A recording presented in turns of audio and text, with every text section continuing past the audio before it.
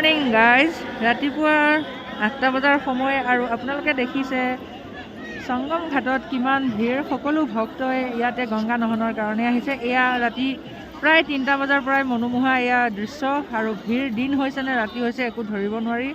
গোটেই সংগম ঘাটত ভক্তৰ এনেকুৱা ভিৰ কি চবৰে মনত এটাই ইচ্ছা কি এবাৰ গংগা স্নান কৰাটো। আৰু এই মহাকুম্ভ মেলাৰ আজিৰ এই মনোমোহা দৃশ্য আপোনালোকে চাই আছে কিমান ভক্তৰ ভিৰ হৈছে।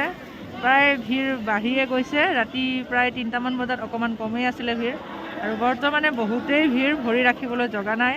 আৰু কেনেকুৱাকৈ স্নান কৰিছে আপোনালোকে দেখিছে।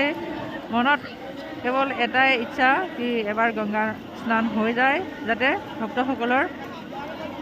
আৰু এয়া সন্মুখলৈ দেখিছে আপোনালোকে গংগা নদী আৰু এয়া হৈছে যমুনা নদী। দুয়োৰে পানীৰ ৰঙো দেখিবলৈ বেলেগ বেলেগ দেখিব পাৰে।